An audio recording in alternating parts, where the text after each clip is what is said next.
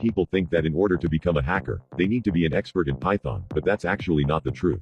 Hacking is the name of finding vulnerabilities and exploiting them, not becoming some high-end developer who develops programs and publishes them. But if that's the case, why did I title this video Python Basics for Hackers? Well, that's because instead of teaching you how to code, I'll show you a faster way of learning Python for the sole purpose of hacking, and explain how understanding just the basics can massively enhance your skills as a hacker. So let's get started. Chapter number 1, the right way to learn Python. Okay, so in the last video, I mentioned that before it is, and how it operates, in order to naturally start seeing where its weak points might be, and how they can be exploited. Now if we apply this principle to a simple example, imagine one morning you open up your smart fridge to make breakfast, and suddenly wonder, could someone hack this thing? This thought becomes an obsession for the rest of the month, and you're now deep into researching how smart fridges actually work, and whether they can be used to infect your home network or not. After weeks of studying, you begin to understand the different technologies used in the fridge, and start identifying potential vulnerabilities. But there's a problem. When you go to GitHub to find a hacking tool for that specific vulnerability, there's nothing to use. No tool does exactly what you want in the exact way you need. So what do? Well, that's where Python comes in. You realize you need to program your own tool to exploit that vulnerability in the exact way you want. But do you need to learn programming from scratch? Well, the answer is no. You can simply tell ChatGPT, the fridge model, what vulnerability you found, how you want it to be exploited, and ask it to generate a Python script for you.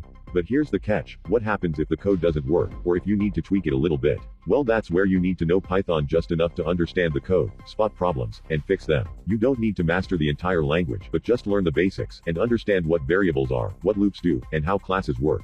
These fundamentals will give you enough knowledge to adjust the code as needed, or troubleshoot errors in most cases. And yes, if ChatGPT doesn't help you with writing certain scripts, you can always try another AI model to get an example code, and bring it back to ChatGPT to check for any errors, or help with multiple modifications. Now, to fully understand what your program is doing, you'll need to learn other technologies as well. For instance, if the vulnerability is in how your fridge connects to a network, you'll need some knowledge of networking, but that's separate from programming itself. For coding, all you need is a programmer's mindset, and even if you don't understand what a syntax does, or why a library is being used, you can always ask ChatGPT for an explanation. Another thing I want to point out is that while I used an example of smart fridge to explain the concept, in reality, you're more likely to use Python for other practical tasks. Most hackers use it not to develop their own tools, but rather automate different tasks to save time, and modify existing tools to avoid detection. So maybe you want to scrape data from Instagram, and instead of manually going through each post, you create a custom script to do it for you. Or let's say you find a Python-based brute forcing script on GitHub, but it hasn't been updated and no longer works on the newer versions of Instagram.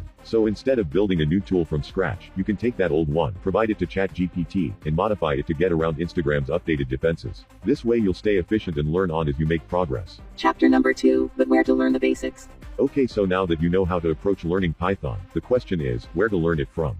Well, the answer is simple. You can start by watching a free course online. I personally like this one by the YouTube channel Programming with Mosh. However, if you're someone like me who prefers a more structured approach rather than watching videos, Code Academy is another great option. The reason behind recommending Code Academy is that their Python course covers exactly what you need to get started as a hacker, and takes you through the fundamentals up to classes, which is really all you need for most hacking purposes.